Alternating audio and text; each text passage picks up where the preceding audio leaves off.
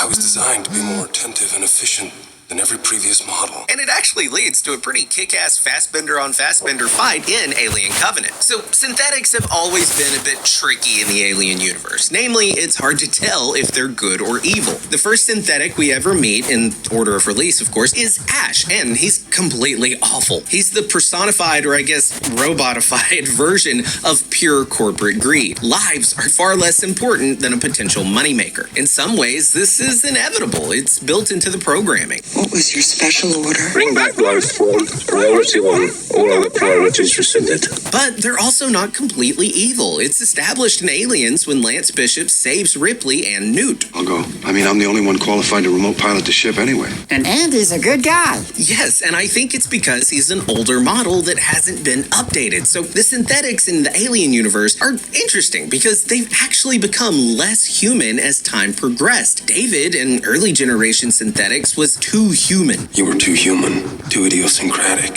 thinking for yourself. David can also feel emotions, or at least he thinks he can feel emotions. It's kind of a murky distinction. I loved her, of course. You know that's not possible. And it's also implied that Walter, a newer generation synthetic, has emotions, but he's very resistant to the idea of having them. Then why did you sacrifice your hand for her life? What is that if not love?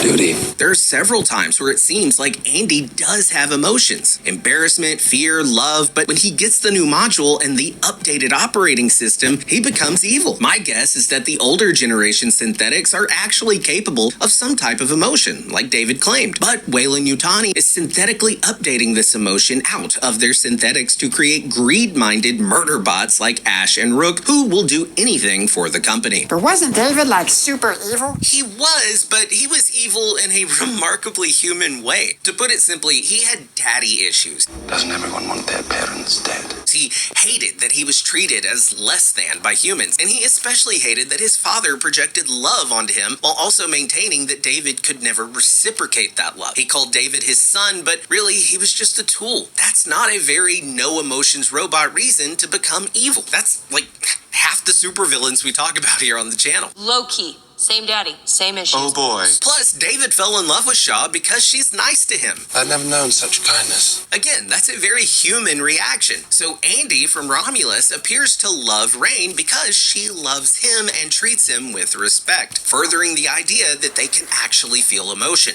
And if synthetics can feel emotions, that opens up a whole nother can of worms. That would mean that they're not inherently good or evil. They are truly just like humans. They are shaped by their experiences.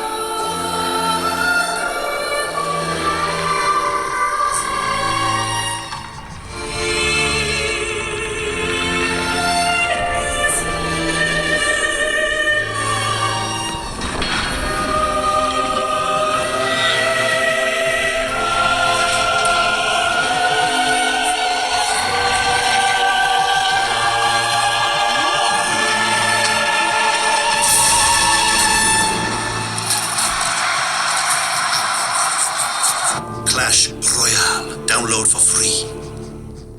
They are shaped by their experiences. So we also find out a lot more about the Weyland-Yutani Company's true purpose. Now, in the original quadrilogy, Weyland-Yutani is basically just an evil megacorp with no thought beyond maximizing profit and colonization. And don't get me wrong, that's definitely a big part of who they are. But they also have a more philosophical driving force, immortality. You heard me right. Weyland-Yutani's real obsession is with creating immortal humans. There was a promotional TED Talk for Prometheus where Peter Weyland said, "We can create cybernetic individuals who, in just a few short years, will be completely indistinguishable from us. and he even calls humanity the new gods. We are the gods now." Synthetics were his first step in the quest for immortality. They never die, they never age, and he thought that they would be loyal forever. If you can't live forever, at least your companion will. And the entire reason he funds the Prometheus mission is so that he can live longer. Save you from what?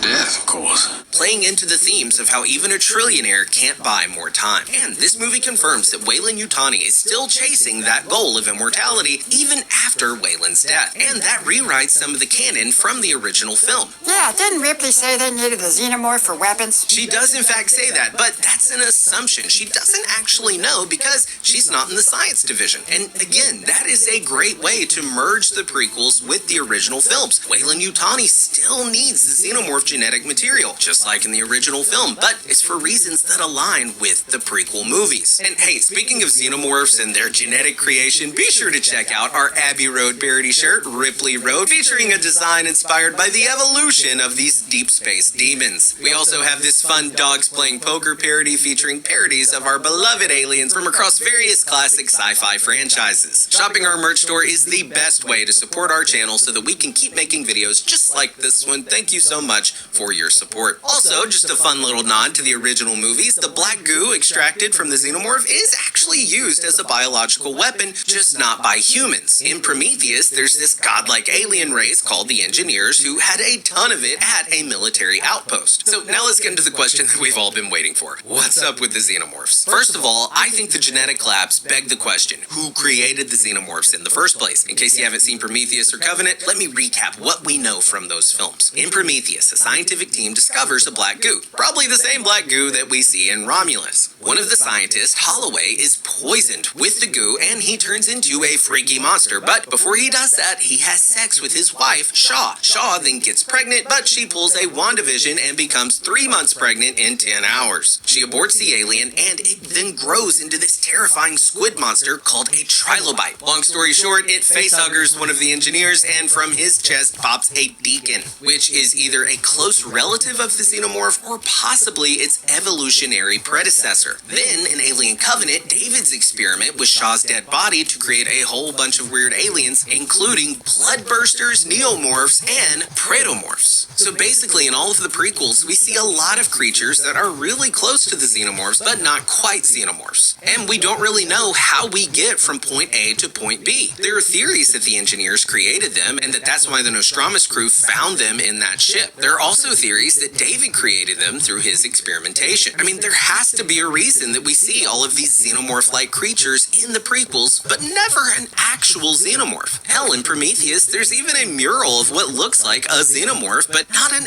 actual xenomorph. In all honesty, I don't think there were any on the planet LV-223 because they would have attacked the entire crew of the Prometheus ship, and that movie would have ended way earlier. LV-223, of course, being that original moon from the first film. It's possible that they existed at one point and then were extinct, or the engineers never brought them to LV-223 in the first place, but it seems super unlikely that they were inhabiting the planet of LV-223 while humans were there. Now, all of the xenomorph-like creatures from the prequels were created through experimentation, and only 2 entities have experimented with aliens, David and the Weyland-Yutani Corporation. At the end of Alien Covenant, David boards a Weyland-Yutani ship with 2 facehugger embryos, and that happens in the year 2104. We also know the Covenant is a colonizer ship heading to terraform a new planet. Then, only 18 years later, the Nostradamus finds a xenomorph egg on a random moon. It's sketchy, especially now that we know that the Weyland-Yutani Corporation is playing with genetic experimentation. Also, Romulus opens by stating that Weyland-Yutani looked for the Nostradamus for 17 years.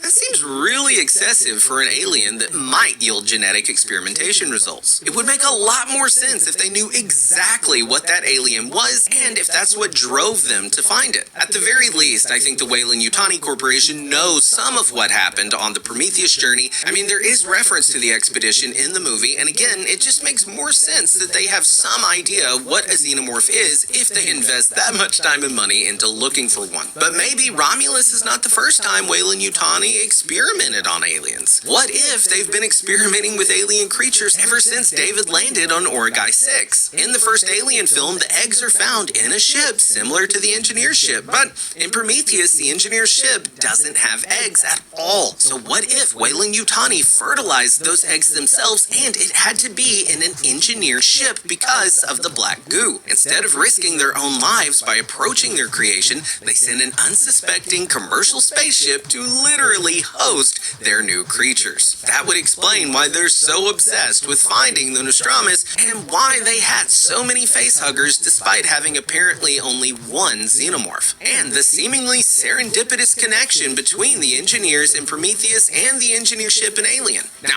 this was a standalone film, so it was never going to answer all of these questions, but for a standalone, it really brings in a lot of references from the prequels and the originals and opens up a really cool can of worms. Remember, it was produced by Ridley Scott himself, and Fede Alvarez pitched it directly to Ridley Scott. So I don't think any of these references are random. After all, there is another Alien project set for next year called Alien Earth, and it takes place around the same time as Prometheus. This could all be hinting at the history we'll see in that new show. Plus, Fede Alvarez said, quote, "I'm also a big fan of following the canon to the letter and not deviating too much from previous creations. With that in mind, I don't think Alvarez would do anything that could undermine future projects, especially since Ridley Scott was involved and would tell him if he was violating canon." Special shout out to Brianna McClarty, the writer of this video, and guys, let me know, did you like Alien Romulus? Did you like the connections to the prequels and the originals? Let us know down in the comments below, or you can at me on Twitter. And if it's your first time here, be sure to subscribe, smash that bell for alerts. For Screen Crush, I'm Colton Ogburn.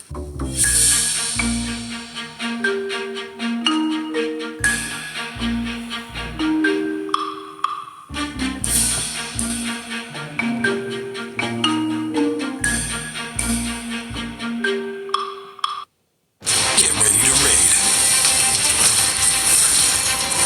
Explore and fight.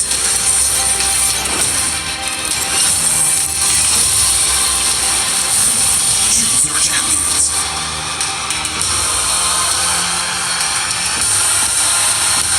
Defeat bosses. Win PvP battles. Raid Shadow Legends.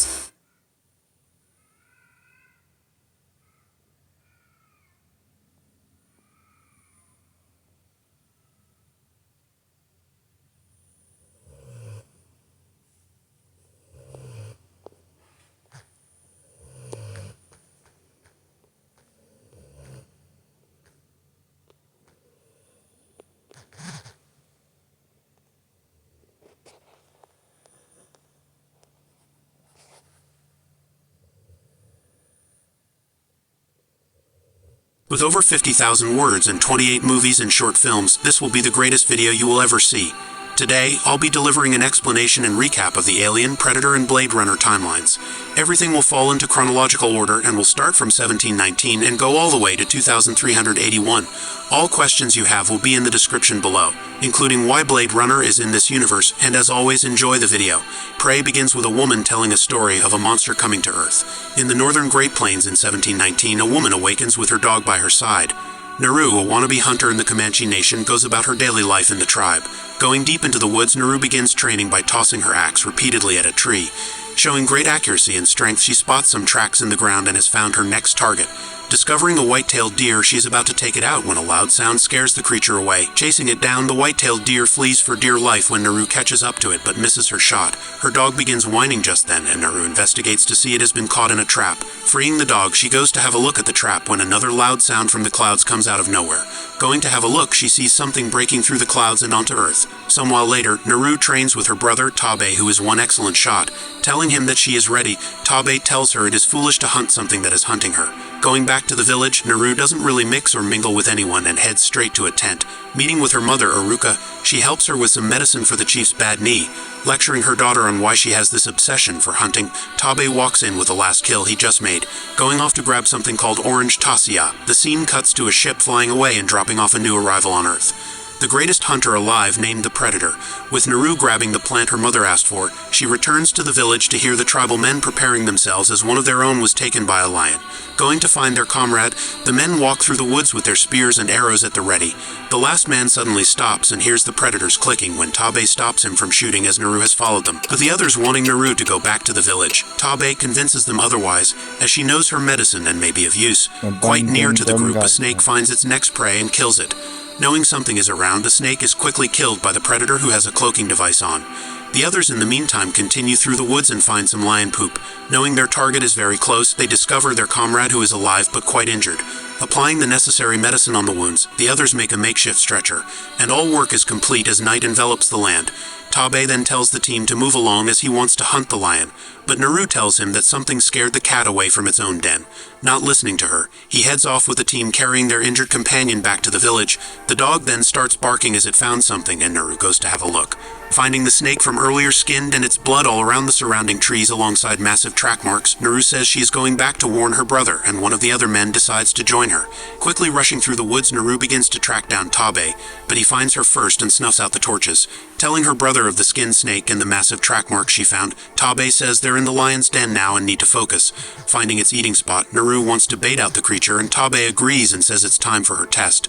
To tell the lion this is as far as it goes and to kill it, with Naru and the other man atop the trees waiting for the lion. She is being put on by the man for being a useless hunter when he is randomly ripped out of the trees and dragged away by the lion. The lion quickly turns its attention to Naru and pushes her back. A weird sound is then heard from the distance, and as Naru looks, she is pushed off the tree and knocked out. Some while later, she awakens in her tent, and her mother says that Tabe carried her back home, not allowing her to return back to the lion's den. The villagers outside call out her brother's name, and everyone rushes to see him returning with the lion dead on his shoulders. The village chief immediately gathers everyone around and promotes Tabe to become the war chief. Jealous of her brother's ascension in rank and his ability to hunt, Naru walks away while everyone celebrates. Finding her trying to leave, Tabe cuts her off and doesn't allow her to find the creature responsible for the snake's death. Tabe tells his sister he had to carry her back and doesn't want her leaving.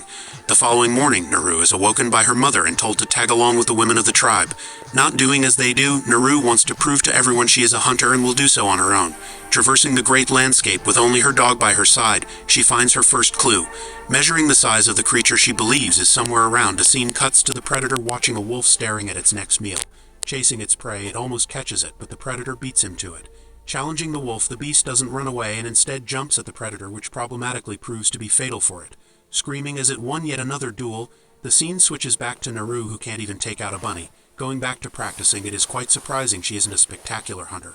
Finally getting a kill, she makes food for herself and the dog. The next day, she continues through the empty plains when the scene yet again cuts to the predator spraying a weird substance on the wolf, leaving only its skull as a trophy. Cloaking itself again, Naru has no idea what she is going up against, but does find many dead buffaloes all around.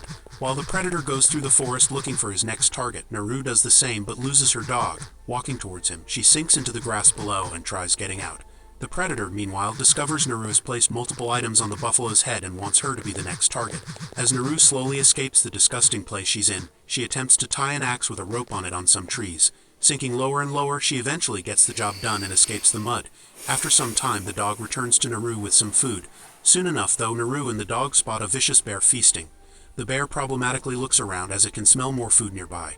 Naru randomly breaks her weapon, causing the bear to immediately run at her. The dog decides to sacrifice itself and distracts the bear. This allows Naru time to fix her weapon, and she spots the beast and fires a shot only to miss. The bear chases her down and traps her behind a broken tree. Fighting for dear life, Naru is going to die when the bear stops and turns around. Going toe-to-toe with the predator, it makes him bleed and injures him.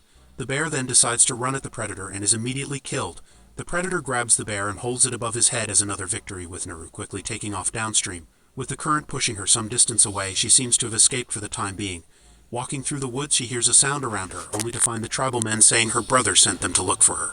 Finding out her brother is somewhere near the predator, she tells the men she saw a monster from one of their childhood stories, and they all laugh at her. Not believing her one bit, she goes to leave, but is physically stopped. Getting into a fight with one of the men, she gets on top of him and lays a couple punches and bites him before getting up. Getting dog-shotted and bullied by the men, the predator watches all this take place. Sitting Naru down and having a small break, one of the men goes to do his business and Naru hears the predator around. The man having a leak also hears something strange, and so do the other men. Getting their arrows ready, they all wait and only see a possum and laugh at Naru, going to show her she is crazy. The tribesmen quickly get scared when the predator aims its 3 lasered weapon on him. Getting shot 3 times and killed, the men are in disbelief as their enemy is invisible. One of the men, however, gets a lucky shot and hits the predator. With its cloaking device glitching and revealing itself, it roars, and the men stupidly decide to challenge it. Fighting it and holding out longer than I expected, Naru goes to free herself when one of her comrades is slaughtered. Another one of her people attacks the predator from the back and stabs its foot. Finally freeing herself, Naru witnesses another slaughter when the predator problematically looks at her. Sprinting for her life, the man that used the bathroom earlier grabs her and says to hide. With the thudding footsteps of the demon nearby, it can see heat signatures in the grass and aims his weapon at the duo who barely managed to dodge it. Sprinting for their lives, the predator butchers the tribesmen, and soaked in blood it chases Naru, who unfortunately gets stuck in a trap. With the predator right there looking at her, a couple of French hunters come out of nowhere and decide to knock Naru out. Awakening that night, Naru finds herself stuck in a cage with hundreds of Frenchmen nearby. Injured from the trap from earlier, the leader of the men turns around and taunts Naru. Mocking her, a translator approaches and asks about the predator. Surprised that they know about the demon, they explain to her that it is a hunter and they want it. Not wanting to help them, a second cage is opened and Tabe is taken out of it, cutting him up for a laugh. They place both Tabe and Naru as bait for the predator while they wait with their guns. Tabe decides to lighten up the situation and laughs at his sister for picking the universe's hardest predator as her final test. While the Frenchmen watch, the crew from behind them are slaughtered and the horses take off running. One Frenchman attempts to get away but is killed, and the predator has found his next 2 victims. Standing in the howling winds, he undoes his cloak and walks towards the duo. Naru smartly deduces the predator wants to hunt and doesn't want useless targets. The predator simultaneously steps on a bear trap and roars when Frenchmen appear from both sides and yank the chains to completely trap the beast. It retaliates, however, and uses its tech to annihilate the men and free himself. With brute strength and a shield that cannot be broken, the men stand no chance. Killing them off with perfect fashion one at a time, it slaughters whoever it looks at. With hundreds of bullets heading its way, it presses a device on its arms and Naru smartly grabs the trap and frees herself. With the alien climbing on the treetops, Tabe goes to get some horses when the men around see the predator drop a device on the ground. 3 objects then come out of it, and the men all die a painful death. Naru, in the meantime, sneaks her way into the camp and wants to rescue her dog. Spotting it is about to be killed, that decision ends up being fatal for all the men around as Naru hones in the training John Wick has taught her. Knowing exactly how to act when your puppy is threatened, she does well and stops the fight. Freeing the dog, she tells him to flee back home, and it does. Back at the battlefield, meanwhile, the predator is patching up his wounds and is ready for the next hunt.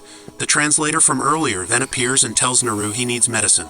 Offering her his gun and how to use it in exchange, she accepts the deal and gives him medicine to lower his body temperature and his blood flow. Taking out the alien tech in the man's leg, she puts it in her bag and the Frenchman tells her exactly how to use his gun. Once the medicine kicks in, Naru leaves the man, and within seconds he attempts to run for cover but instead decides to play dead when the predator approaches. Discovering a blood trail nearby, the alien believes the Frenchman is dead as the medicine cooling his temperature down cancels out the heat signature. With Naru hiding behind a tree and watching, the man stupidly screams and is killed. Naru's dog then returns, and the lasers are pointed at it, but it is saved by Tabe. With the alien ferocious about losing its helmet, he targets Tabe but misses. Putting its gear back on, Naru sees an opening to use the gun, but it doesn't fire. Instead, she screams, causing the predator to turn and get stabbed by Tabe. Also shooting an arrow at it, Naru gets the gun ready as Tabe goes head-to-head with the beast. Going invisible, Naru joins her brother, and they silently wait for an opening. Tabe tells his sister she needs to run, but it is too late and Tabe is stabbed. With the predator revealing itself, Tabe manages to injure the creature before his life is ended. With this diversion being enough for Naru to escape, she washes the blood off her hands and is distraught. Once her mother hears about her son's death, she becomes saddened and angry. But Naru isn't a quitter, and with her dog still alive and by her side, she sees a Frenchman still alive in the distance. Wanting to kill him, she stops herself and pulls out the alien's weapon from earlier. Knocking out the man, she waits with him until he recovers consciousness again. Screaming at the sight of losing his leg, he attempts to grab the gun in front of him when Naru says that he made her brother bleed and now he will bleed. Eating the medicine that cools down the body temperature, the predator's clicking sound is heard. Spotting the Frenchman with a gun in his hand, the beast approaches and walks past Naru. Deciding to kill the target, it butchers him with Naru simply watching him from behind. Aiming her gun at the predator, she gets a clean headshot before grabbing its mask and running away. Creating a trap and placing the mask there, the alien follows a blood trail and notices the trap. With Naru in the treetops, she jumps on the demon and stabs it repeatedly before being pushed off. The dog then runs onto the scene to save Naru, who is chased down. The alien then misses his shot and stabs a tree instead, and Naru makes it lose an arm. Still fighting on though, Naru is on the back foot and dodges the attacks and weapons of her opponent. Eventually, getting slammed on the ground, she pushes her head in between 2 rocks and uses the time to stab the creature again. With a demonic roar and last stand, Naru runs at the Predator and both stabs its leg, then ties a rope around his neck to drag him into the mud to drown. This doesn't work, however, and the Predator is one of the most feared opponents in the universe. Aiming its gun at Naru, the laser pointer on the mask is placed directly on its head, and after Naru says this is as far as you go, the Predator fires its weapon only for it to divert from the path and blow its own brains out. Managing to get the hardest kill anyone in her tribe has seen, she returns back home covered in the Predator's blood and also its head as a trophy. Showing the chief it was real and that the Frenchmen are nearby, she suggests moving. Everyone in the tribe begins chanting, and Naru has officially shown them all she is one hell of a hunter and the new war chief. Predator opens up with a spaceship flying through the stars and landing on Earth. In the Latin American country Valverde, a chopper lands on a beach with army personnel all around. An elite commando unit disembarks the chopper with the leader Dutch being escorted to meet General Phillips. Knowing each other from previous missions, the general explains that 18 hours ago a chopper holding the cabinet minister went missing. Apparently swaying off course into enemy territory, they are most likely in the hands of a rebel guerrilla group. Dutch then notices his old friend from the CIA named Dylan and goes to say hi. You son of a... What's the matter? Had enough? Make it easy on yourself, Dutch. Okay. Now, what do we gotta do? Dutch, the general's saying that a couple of our friends are about to get squeezed. We need the best. Simple setup. One-day operation. We pick up their trail at the chopper, run them down, grab those hostages, and bounce back across the border before anybody knows we were there. Once you reach your objective, Dylan will evaluate the situation and take charge. With the mission officially kicking off, 2 choppers fly through the jungle and the men inside get prepped. With the heavy hitter Blaine listening to a beat, Mac alongside Poncho try to pick on Hawkins, who isn't as weak as he looks. Billy also gets into the zone, and with the helicopters almost at the rendezvous point past the border, there is going to be no backup, and this mission will be officially off the books. With the team having a laugh before they land, it is clear Blaine doesn't really appreciate Dylan tagging along. Arriving at the drop zone, both teams connect their cables and begin dropping to ground level. One after the other, the choppers take off, and now it's time for the real mission to take place.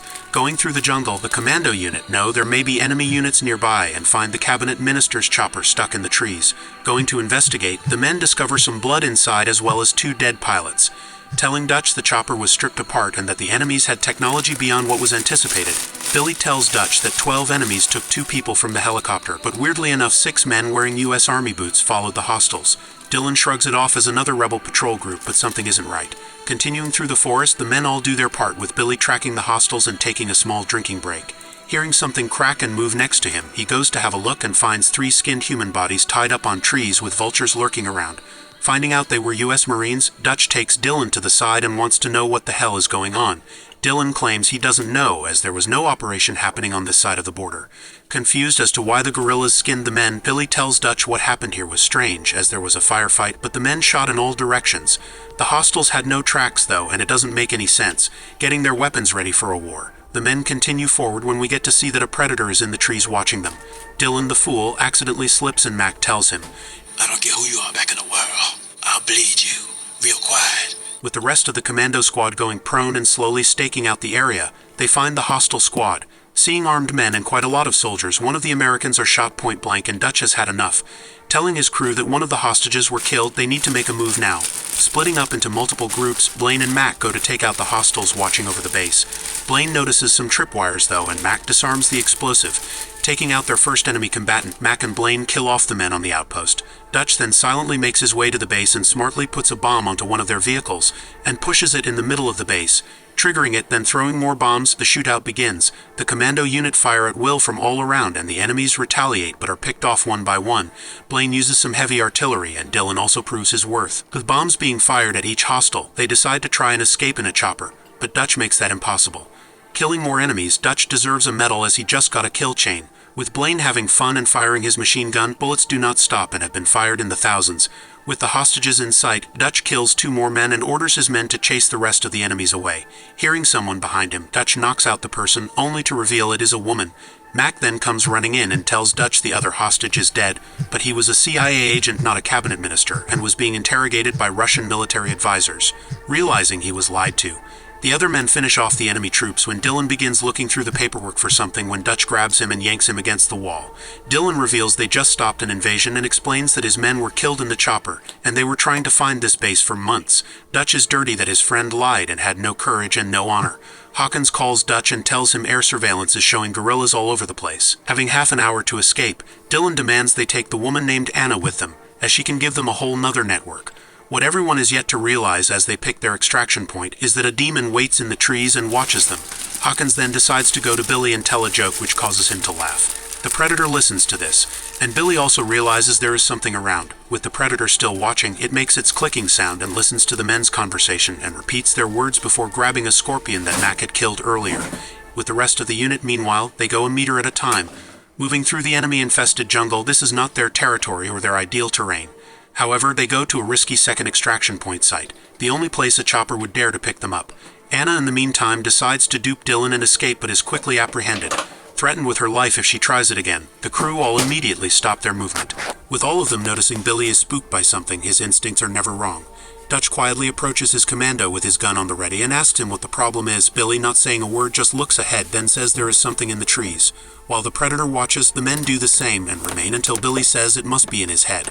Anna then dupes the soldiers once again and goes sprinting through the woods. The men quickly give chase, and so does the Predator. Soon enough, Anna is caught by Hawkins, who tells her to please stop when out of nowhere he is killed. The rest of the team run towards him when he is dragged away, finding Anna soaked in blood and a blood trail leading deeper into the jungle.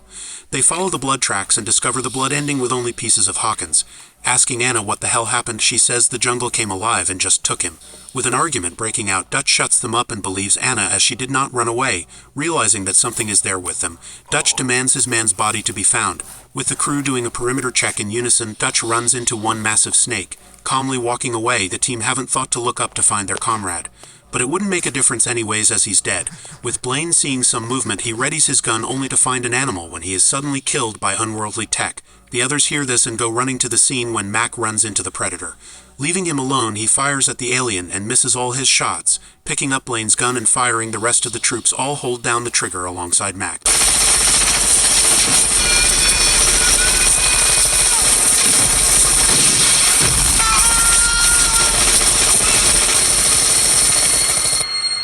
Using almost every single bullet in their arsenal, they practically destroy the entire forest in the process. Mac, still in shock, finally lets go of the trigger to see the mess they've made, quickly telling his comrades of the demon he saw. They see Blaine's injuries and are puzzled to say the least. Discovering no bodies in the carnage they made, Dutch realizes the situation they're in and wants to get on the radio, and wants Mac to go to a defensive position above the ridge. Anna, in the meantime, finds some of the Predator's blood and wipes it on her pants before walking away. With Mac setting up traps, he tells Dutch nothing will come close without them knowing. With Mac upset about losing his friends, he lays beside the corpse of Blaine and puts his comrade to rest. Anna's pants, in the meantime, is glowing green with the Predator's blood when the scene cuts to the Predator deactivating its cloaking device. Grabbing the necessary tools, it begins to patch itself up and close its injuries, but roars when it hurts itself. With Dylan's extraction being denied due to the bogies nearby, they are told to retreat, and Dutch tells Dylan it feels bad to be betrayed. Mac then joins the group and tells them that no human being could have survived the amount of bullets and grenades they let off. The thing he saw must be something out of this world. Asking Billy why he was so spooked earlier, as he fears no man, he tells them, "There's something out there waiting for us, and it ain't no man." That night, Mac reminisces about the good old days with his fallen brother. Promising to slaughter the animal that done this, the team hear footsteps nearby and a trap goes off. It seems a wild pig made its way onto the scene and Mac mistakenly thinks it's the Predator. Accidentally leaving the girl on her own, the crew run back to find her too scared to move. The crew then problematically discover Blaine's body missing and the Predator seems to have passed through the traps undetected. The following day, the men come to the conclusion the thing chasing them is a hunter. Suspecting it is using the trees, Dutch goes to Anna and presses her for information only to be told it was like a chameleon. Also being told it was injured and bleeding, Dutch says if it bleeds it can die. Placing more traps around the forest again, this time they take the treetops into account. With Dylan complaining on how useless the new traps feel, he nonetheless helps. Once complete, the team all remains still and wait. Calming themselves down, Dutch is confident the creature will come through this passage as the surrounding area is covered with booby traps. With the team hearing something in the tree line but not seeing anything, the team dismisses it. But Dutch isn't falling for it and goes to inspect the sound. With everyone remaining still and silent, the intensity drops. And Dutch lowers his weapon just as one of the traps launches and catches the Predator, who shoots itself out and hides behind a tree. Revealing itself for a split second for Dylan to see, Mac chases the creature and the rest of the team need to leave for the chopper. Dylan volunteers to save Mac and tells Dutch to escape. With one of the men injured, Dutch and Anna help him move as Mac stupidly chases the hunter. With Dylan right behind him, also looking for revenge for his fallen team, he can hear a voice telling him over here. Mac silently pulls Dylan into hiding and points to the predator's whereabouts. Dylan also gets excited and makes a plan to exterminate the monster. Silently walking one way while Mac walks the other, they both remain low and prone when the predator aims its weapon at Mac and puts his life to an end. Suspecting another man is around, it goes looking for him as the others quickly retreat to the chopper. Back with Dylan, I personally don't like his odds of survival, and once he sees his friend dead, the creature does its clicking sound to taunt its next target. With Dylan spotting the demon, he raises his gun to shoot, but the predator beats him to it and cuts his arm off. Getting up front and personal, the predator uses its close-range weapon and kills Dylan. Billy has had enough of this and tosses his weapon away. Ripping off his shirt and pulling out his dagger, he intentionally makes wounds, and the predator appears and sees him. His screams are then heard from the other men, and the alien suddenly appears and shoots their already injured comrade. With only Dutch and Anna remaining, Dutch fires away and gets shot but is still alive to tell Anna. Get to the chopper! Crawling, Dutch quickly gets back up and starts sprinting through the place. With the hunter watching and keeping up with him, he accidentally slips and falls a solid 20 meters down into some water. Continuing to go down a waterfall, Dutch fights to stay atop the water and miraculously swims to safety. Getting out of the water and onto the mud, a splash from behind is pretty bad news. With the predator hot on his tail, Dutch tries blending in with a fallen tree. As the alien emerges from the water and looks for its target, its suit malfunctions and turns off, causing Dutch to get a clean view of the predator who cannot see him. Spotting a rodent nearby that is quickly incinerated by the predator, it seems to have lost Dutch for the time being, who has coincidentally found its weakness.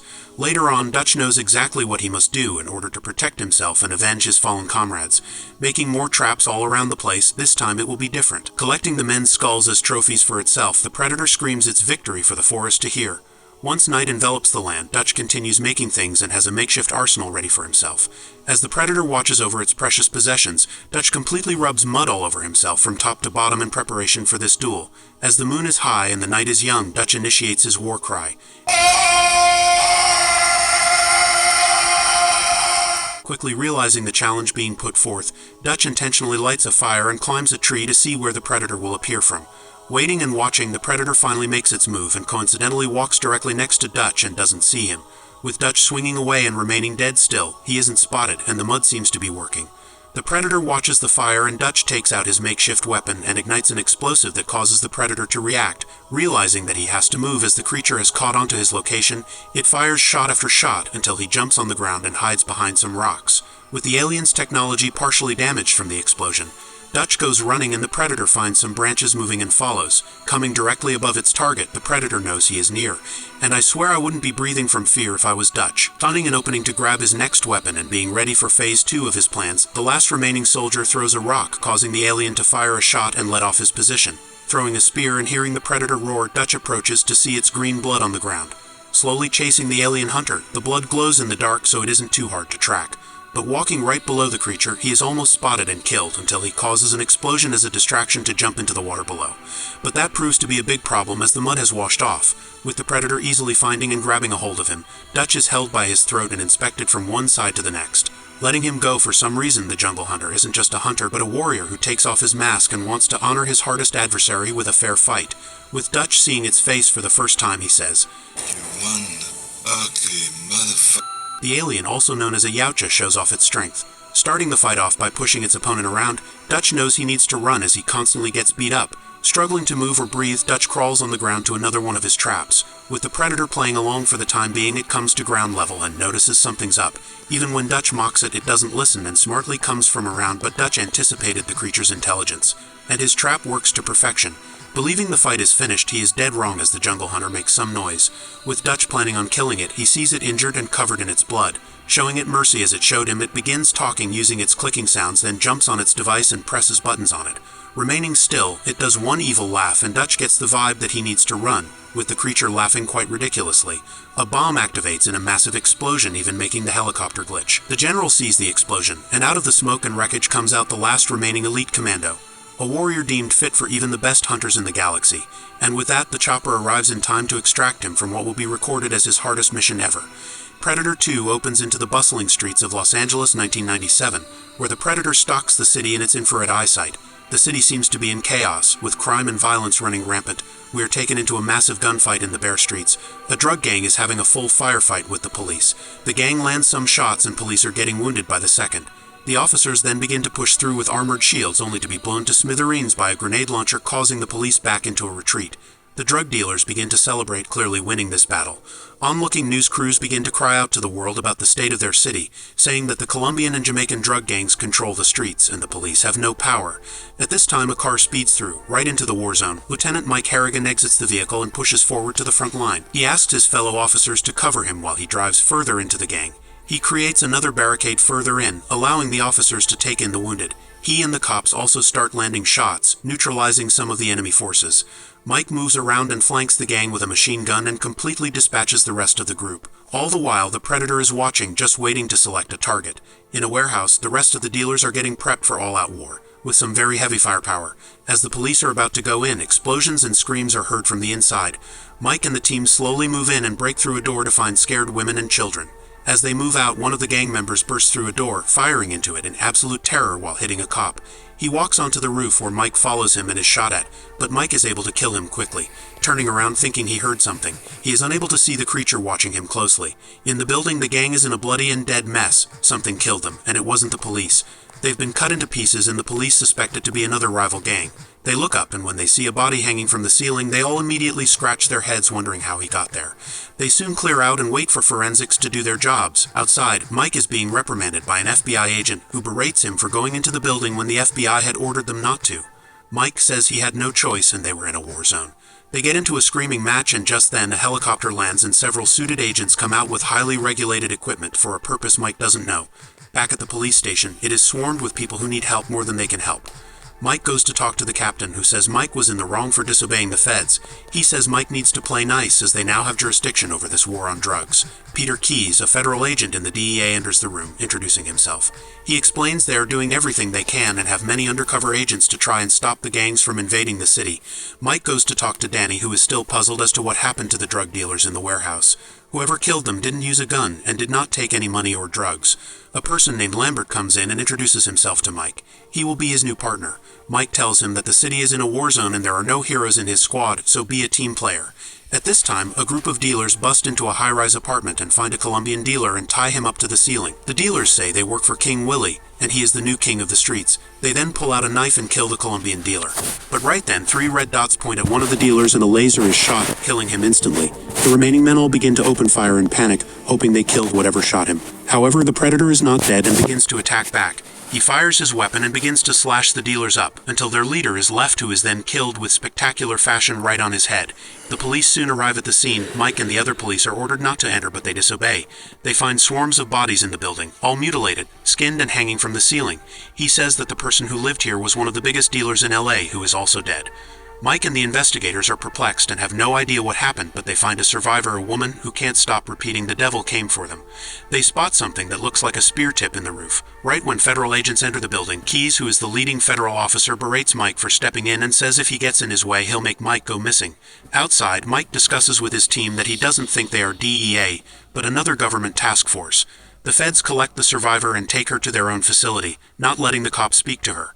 Mike suspects they are chasing something else and orders Lambert to follow Keyes, hoping to find what he's looking for. Later that night, Danny sneaks to the penthouse again, hoping to take a second look. He finds blood trailed across the floor, leading to the outside roof. He climbs out and, stuck in an air vent, he finds a weapon used by the Predator. He is suddenly shocked when he hears Mike's voice saying his name.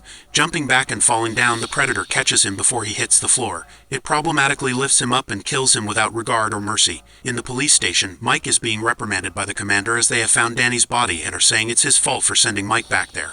They give him one last chance to fall in line or he's gone.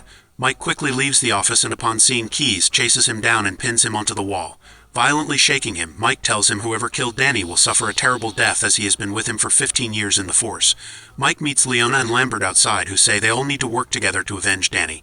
Lambert says he followed them for 3 days and they were using equipment he's never seen. Lambert says he spotted them driving into the slums but lost them. In the headquarters, meanwhile, Keyes is setting up cameras and radar systems all over the city. Mike, in the meantime, alongside Lambert, visit the morgue when a woman there says Danny was skinned and boned like a fish. Mike hands her the little spearhead used by the Predator. She scans it and tells them it isn't on the periodic table, and she can't find out what it is. As Lambert and Mike are outside, a car stops, and King Willie's men say he would like to see Mike. He is soon dropped off in an alleyway, who is then met by King Willie. Mike says he wants some information on the one who is doing all the killings on both his side and their side. Willie says whatever it is, it can't be killed and is not human, but a demon.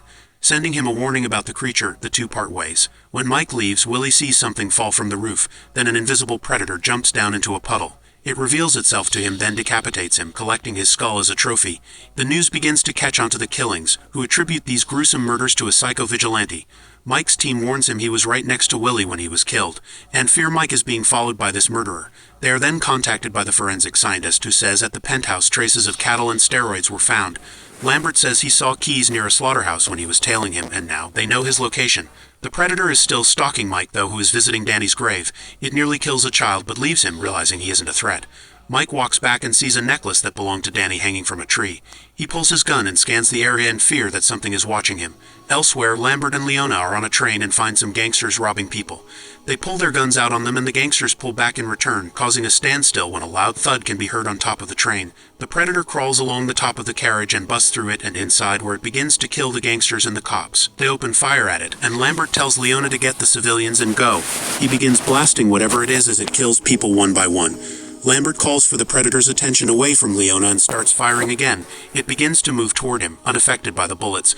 Lambert pulls out a machete in fear when he runs out of bullets and leaps at the predator in a final hurrah to kill it. The train stops, and as passengers leave, Leona goes back to the train car where Lambert was. Slowly scanning the area for the creature, her face is covered with blood, and she enters the carriage only to once again find people hanging from the ceiling. Not realizing the predator is right behind her, he picks her up by the throat, and right when he is about to kill her, it discovers she is pregnant and spares her life. Mike quickly gets onto the scene and sees Leona being whisked away by an ambulance and is told she is pregnant and in deep shock. He rushes down to the train and into the carriage. He finds the captain, who is in shock from the scene, telling Mike how civilians and gang members were killed this time. He says he found Lambert's badge but has no idea where he is. Mike walks out the carriage and onto the track. He spots the predator ripping Jerry's head off, and it runs away. It goes onto the street while being invisible and steps onto the cars. The news team and civilians are perplexed and are extremely confused. Mike follows the creature in his car, who is now climbing the rooftops. While following, Key's men hit his car with their own and abduct him. They take him to their headquarters, and Keys begins to chat with him. He explains to Mike that the thing they are hunting is not human and is an alien. He shows him footage of the creature and explains it's been here before in Central America, where it killed a special forces team but was eventually stopped. Keys says that when it was killed, it let off a bomb as big as a nuke, and he wants the technology the creature has. The federal team has learned to track the creature and are convinced he can see only in infrared. So they made a plan to make themselves invisible to the predator and then freeze it. Keys and his men move out, telling Mike to sit tight and watch him capture it. They go into the slaughterhouse where they know the creature will be. Switching all the lights inside to ultraviolet, they believe the predator won't be able to see them. Entering the area and slowly moving in, they creep towards the predator, who knows it's being watched. It stops and stalks them from above, its infrared vision being disrupted by the UV light. It begins changing the settings on its visuals and is able to see the light emanating from the guns. They detect it moving around them now, and Mike tells them they need to get out of there as they've been made. He gets on the comms with Keys and warns him and tries to leave and help them, but is stopped by the agents. But he pulls out a gun and commands them to open the door and let him out. Keys and his team turn their safeties off and begin to panic, unable to get a read on where it is. It leaps right on top of them and spears two agents. They open fire as the creature begins to kill them one by one. Meanwhile, Mike takes out an M16 with a grenade launcher and goes to join the men. The predator takes out its energy beam and blasts another agent, leaving only Keys alive. It slowly walks toward him, getting ready to make its kill, when Mike explodes through the door with a grenade launcher, calling the creature to come and face him. It kills Keys and runs out to challenge Mike. Outside, the rain disrupts its cloaking ability, and Keys begins to open fire on it with his rifle, hitting it in the shoulder and dismantling some of its equipment. He moves back inside and fires a grenade at it, while it fires a blast as well. Mike is hit in the vest and the grenade misses its target. Running through the warehouse injured, the predator runs behind him and closes in to make the kill. He turns around when his back is on the wall, pulls out a shotgun and blasts it in the leg, chest, and all over. Falling back, it lays there motionless, and Mike approaches it slowly, hoping it's finally dead. He takes off its mask and peeks upon its grotesque face, where he begins to call it ugly. The creature suddenly wakes up and lifts him off the floor to throw him. Destroying Mike's gun, it approaches, and Mike is unable to move and is about to be killed when suddenly Keys comes up and fires his nitrogen gun at it. It backs off and he tells Mike to leave. and that this fight is between him and the Predator. Keyes chases after it and it throws a disc which instantly kills Keyes. Mike gets up and runs to the rooftop. He takes out his pistol and slowly moves around the area. The injured Predator is on the roof with him though, where it regains its gear and moves around to intercept him. It throws its spear and Mike dodges it, firing a couple shots in its direction. Mike then runs, grabs the spear, and tackles the Predator off the roof. They fall onto a ledge and the Predator hangs off, grabbing Mike's arm. It opens a piece of hardware on its arm and is preparing to let off a bomb, but Mike finds the disc weapon the Predator uses and chops off its arm.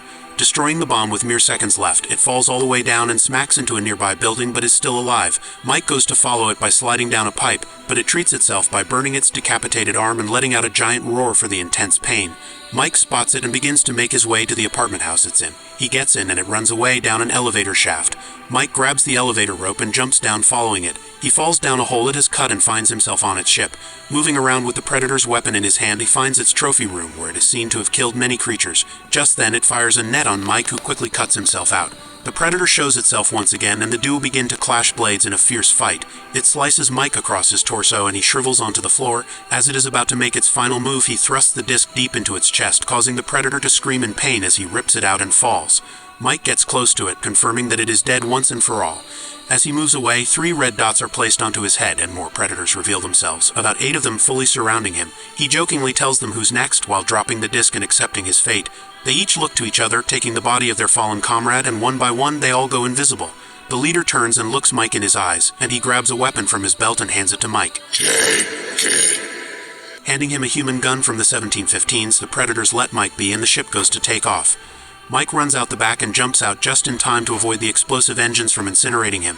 He slowly begins to walk out the tunnel, his body injured and covered in ash. A helicopter spots him and lands with an agent coming out and seeing Mike bloody and injured. The agent becomes angry, knowing they missed their chance to capture alien technology. Mike just smiles at him, saying they'll get another chance as the movie concludes. Alien vs. Predator opens up in Antarctica in 1904 with a small village, looking quite dead and desolate. A man runs for dear life and hides inside a building. Within seconds, a Predator uses its vision to aim its gun at him when a xenomorph appears and attacks. The scene then cuts to a satellite slowly drifting through space. This satellite, owned by none other than Wayland Corporation, sits on the low Earth orbit in 2004.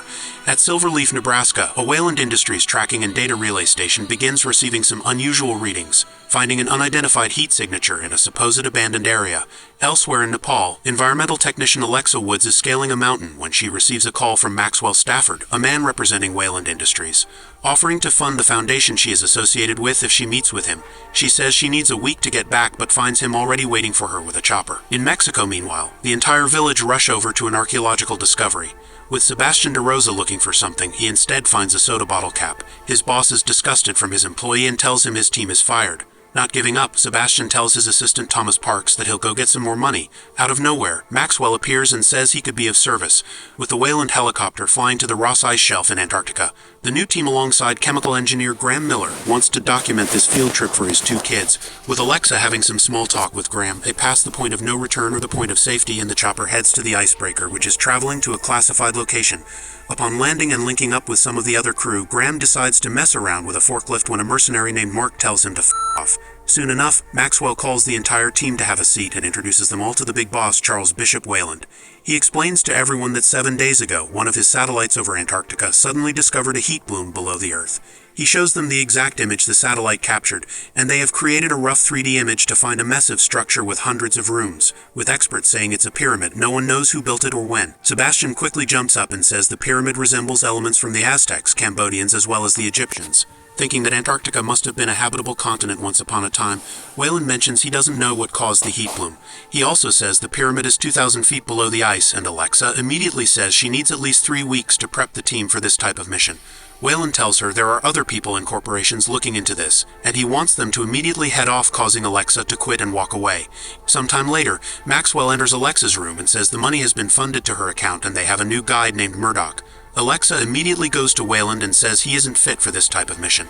but he nonetheless plays the nonchalant psychopath card and both gaslights her and uses reverse psychology.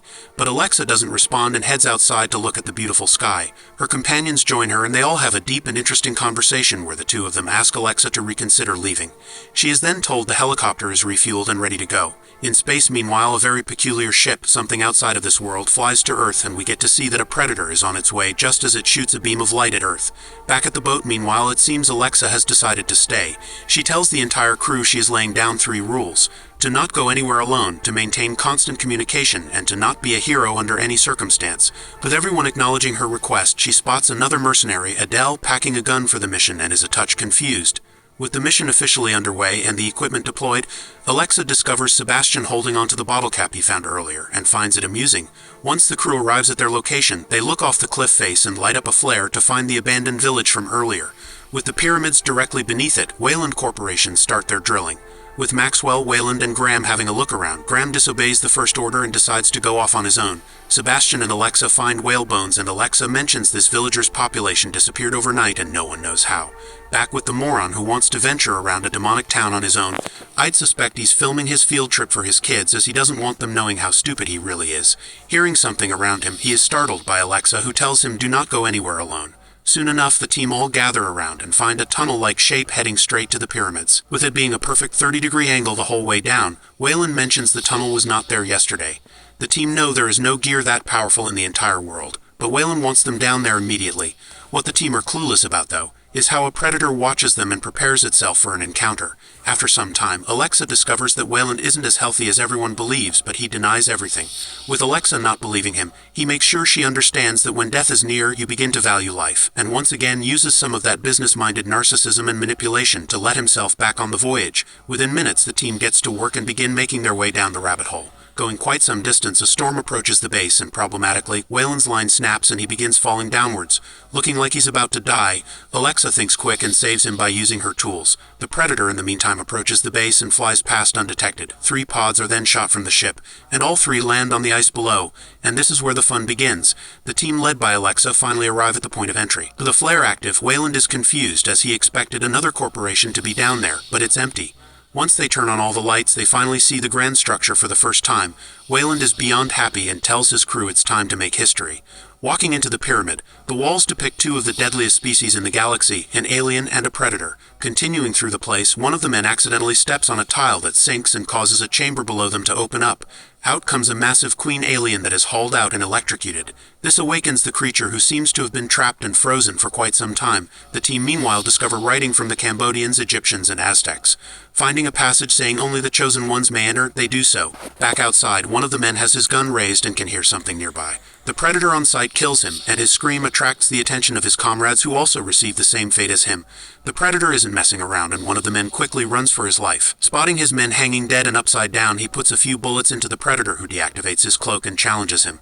Towering over him, he hits him down the rabbit hole. Falling downwards, 3 predators reveal themselves, and let's just say everyone is Back inside the pyramid, the team come across corpses laying down on tables. Sebastian explains this is the sacrificial chamber, and whoever built this pyramid believed in sacrificing a chosen one.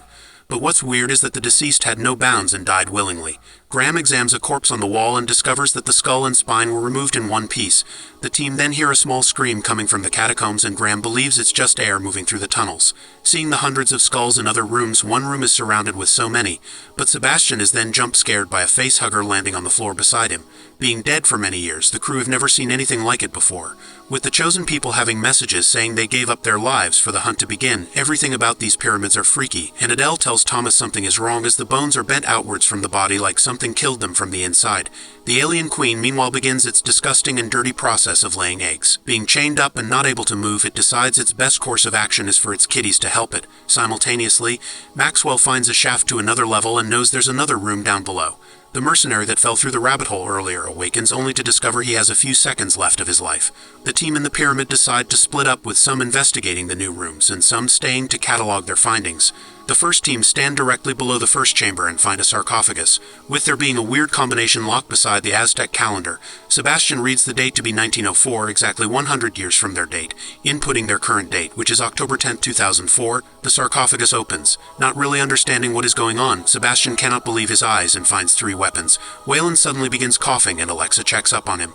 She then tells the group it's time to get back to base and they'll resume their search the next day. Maxwell laughs at her as he is staying right here, but Wayland tells them all to listen to Alexa but to bring the devices. As Maxwell stupidly rips them out, Sebastian tries to stop him but he doesn't listen. And this tragically puts the pyramid into a lockdown. The Predators quickly activate their cloaking devices and run in as all groups are trapped inside, realizing that the doors weigh a minimum of 2 tons and is impossible to move. Adele and Thomas are in serious trouble though, as facehugger eggs reveal themselves. Spotting movement inside the eggs, the hatches begin to open and facehuggers all come out and simultaneously jump on every human in the room. Their screams are heard by the others and Alexa wants them all to leave. Maxwell tells her it's time for him and his crew to do their jobs. With the Predator closing in on their location, a stairwell reveals itself in all the chaos and the group have no choice but to go through. Graham tells Wayland the heat bloom they detected must have been by a generator or energy source as this structure is very complex. On the level above them, Adele startles awake and sees the facehugger next to her.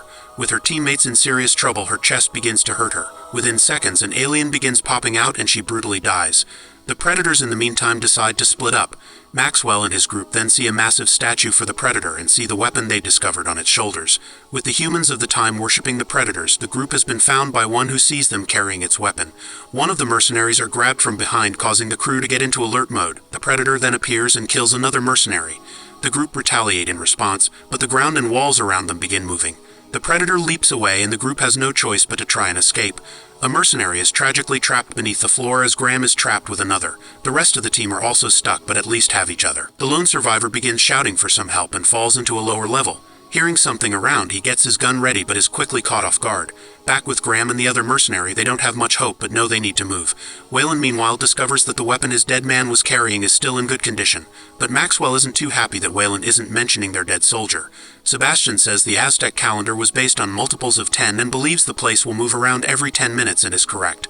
Walls and doors begin opening and closing, including that on Graham's side. Believing them to be rats in a maze, Graham as well as the mercenary take off with Maxwell also leading his team to safety. With Graham and his companion, the two get somewhat separated, with the mercenary finding his dead comrade's gun covered in slime. Hearing something and rushing back, a trap door opens, and he hurts himself and falls to another level, and Graham promises to help him out. The soldier then craps his pants when he realizes he is not alone. Aiming his gun and swearing at the aliens beside him, he is tragically killed, and Graham hears the ordeal. He then sees an alien in the distance who charges at him and makes him disappear in seconds. While all this happens, Maxwell leads the other troops around as Wayland drops the Predator's weapon from his illness. Picking it back up, he places the device in Alexa's bag with 2 Predators watching. With one going cloak, the other fires a net to trap Maxwell. Locking him, the others attempt to cut him free, but the Predator approaches them and launches them all away before putting a spear through Maxwell. The second Predator then reveals itself by kicking Alexa, and let me tell you, they're all But to Alexa's astonishment, an alien comes from behind and stabs the Predator. Lifting him off the ground, the xenomorph goes face to face with its adversary and kills it. The other Predator sees what just happened and has a brutal combat with one of the deadliest creatures of the galaxy. While the two are distracted, the team escape and the alien is kicked away. Going for round 2, both specimens do not disappoint and the Predator, the greatest hunter, manages to injure the greatest prey there is by smacking it on all surrounding walls, then tossing it away. It shoots toxic acid at him, however, and he is forced to remove his armor. Looking for the creature, it seems to have disappeared. With the Predator slowly looking around, the xenomorph is above him, and launches only to be trapped in the net that shrinks in to badly wound its prey. The Predator takes out a weapon to end the beast, but it manages to escape and kill its adversary before screaming for all to hear its accomplishment. The 3 remaining survivors take a break when Wayland begins to panic. With a Predator near, it comes into view and Wayland orders Sebastian to save Alexa. Grabbing her and leaving, Wayland tries stalling the Predator, but it grabs him and scans his body to reveal he is very, very sick. The Predator lets him be, but Wayland creates a fire and fires at the Predator, who refuses to show him mercy after that stupid move. Sebastian tries calming Alexa down and they both continue to the exit when their conversation is heard by the alien who just wants its stupid weapon. Once 10 minutes hits again, the walls and temple begin changing and the duo just manage to escape their pursuer by milliseconds. The last remaining Predator is then pounced on by a facehugger, which is cut in half. A xenomorph also approaches from behind, but its head is separated from its body. With the Predator removing its helmet, the 2 humans have a peephole where they see the Predator using the dead facehugger's acid to mark itself. Sebastian says that's what ancient warriors would do for rite of passage. Just as the 2 turn around, a facehugger leaps to capture the Predator. Sebastian quickly realizes that the entire place is a manhood ritual, a way for young Predators to prove they are worthy of being adults. Making sense as it had no guns to begin with, they have to earn them. Reading the story on the walls, it says that thousands of years ago, the hunters found Earth. They taught humans how to build and were worshipped in return. Every 100 years, the Predators would return and expect a sacrifice for their arrival. Humans were used to breed the ultimate prey, and the hunters would battle with their greatest adversaries and prove themselves worthy to carry the mark.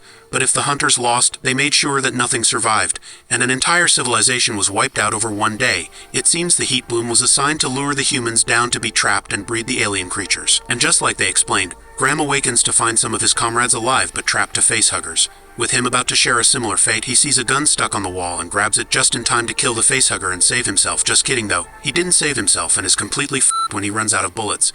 Sebastian and Alexa are also f***ed when they discover that if one door opens, they are dead.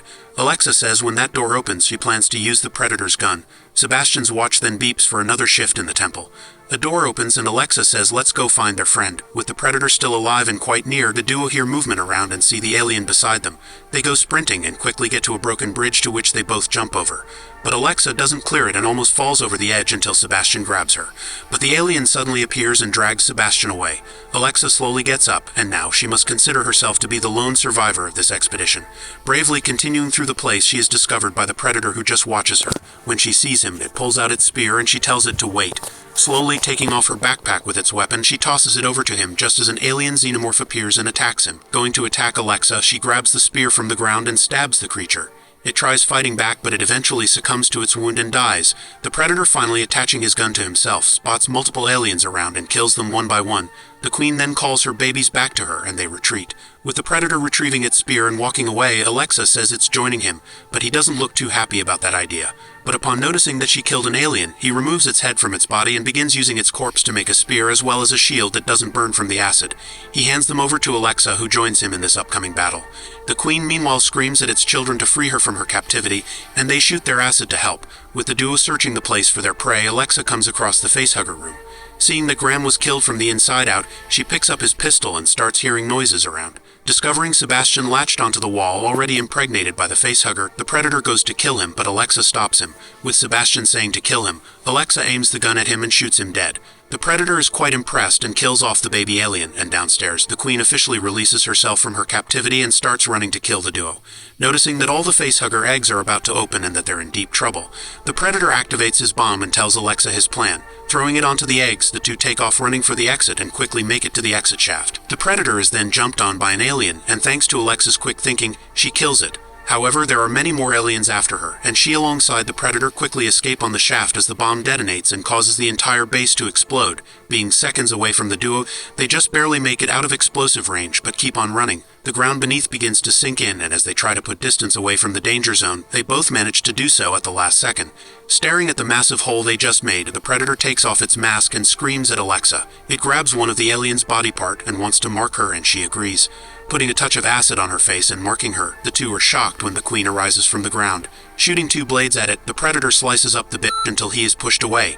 With the Queen about to kill its hunter, Alexa steps in to save him.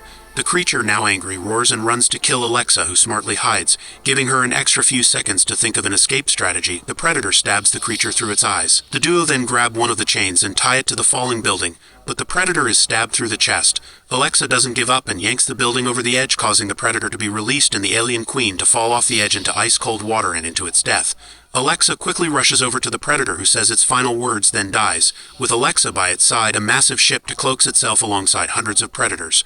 When they see she is marked, she realizes they too are marked. Carrying their fallen youngling on the ship, Big Daddy as I like to call him, hands Alexa one of his weapons to commend her skill before getting into his ship and flying away. Alexa makes her move to return home, and the Predators also do the same but miss one thing. That their fallen youngling was impregnated by the Queen and they have a xenomorph on board. Aliens vs. Predator Requiem starts off with the same Predator ship leaving Earth and a predallion popping out of the youngling's chest. With the ship flying past Saturn, a smaller ship disconnects from the main one. Inside, multiple Predators have quite a lot of facehuggers trapped, but they are unaware to their extra passenger who begins killing them off. One of the Predators begins firing, but the spacecraft crashes back onto Earth in a forest outside Gunnison, Colorado. Two hunters, including Sam as well as his father Buddy, go to investigate the crash and cannot believe their eyes. With the facehuggers escaping captivity and escaping the ship, the Predator activates a distress call when it is killed. The two hunters attempt to flee and stop when they hear something around them lurking in the bushes. Buddy manages to kill a facehugger but loses an arm from the acid, then gets jumped on by another. When Sam has a look, he too loses his life and is caught off guard. Back on the Predator's home world, a distress call is sounded. One of the highly elite predators sees the problem and is ready for war. Grabbing his helmet and weapon, he immediately takes off for Earth. On Earth, meanwhile, the county sheriff Morales picks up an ex-convict named Dallas. Being fresh out of prison, the sheriff offers him a ride and wants to give him a lecture about life. Asking him if he regrets what he done, a stone-cold Dallas tells him no. The scene then cuts to Dallas's younger brother Ricky working as a pizza deliverer. Going to his first delivery for the day, he knocks on a house to see the girl he likes, Jessie. Her current partner, a bully named Dale, doesn't like Ricky's demeanor. In the kitchen, Jessie tells Ricky she's getting ready to fire Dale, hinting she may be open to candidates quite soon. Once Ricky leaves, Dale decides to put a few blows into Ricky, who lays on the ground. Chucking his car keys down the drain, Jessie watches in disbelief but leaves Ricky alone. Back at the forest, a local officer, Deputy Ray, finds a homeless man named Harry hanging out in the sewer system. Saying he is going to take him in, Harry's dog finds Buddy's torn-off arm and the deputy calls it in. Within minutes, Morales arrives on the scene and finds Buddy's truck. With the forest being so big, Sam lies unconscious on the ground but awakens alongside his father. Soon enough, though, Buddy is killed from the inside out, and Sam also suffers the same fate. Back in town, a Marine named Kelly returns from deployment to be reunited with her husband Tim as well as her daughter Molly. Ricky, in the meantime, returns home to find Dallas there. Not wanting to talk as he wants some revenge for what Dale done to him, Dallas takes the bat off his brother and offers to help find the keys. Once night hits, the homeless man Harry drinks with his friend. But what they don't know is that a facehugger lurks around and pounces on Harry's friend while another rushes in and latches onto Harry. Another homeless woman soon arrives to discover the horrific scene, but problematically an alien emerges from the water. Approaching the woman, she screams for life but is brutally killed. In space, the Predator launches a small shuttle that lands in the forest. With the Predator revealing itself, it scans the area looking for the crashed ship. Finding something, he runs into the forest and begins investigating the crashed spacecraft. Having a look at his comrades' corpses, he removes one of their helmets as well as his own. Placing the other helmet over his head, he gets to see a recording of what took place on the ship, and he is not happy with what he just saw. Taking all the weapons and important items from the spacecraft, he makes sure to not leave any trace of the ship and blows it up. At home, Molly refuses to go to sleep when Kelly tells her to. Kelly tries reading her a bedtime story, but Molly insists that she wants her father to read it instead. Feeling a bit disheartened, Kelly kisses her daughter goodnight and heads back to her room. Tim, noticing Molly's reluctance, gently reminds her that it's okay to admit she missed her mother. Afterward, Kelly thanks Tim for doing such a great job with Molly during her absence. Meanwhile, outside Jess's house, Dallas follows Ricky down into the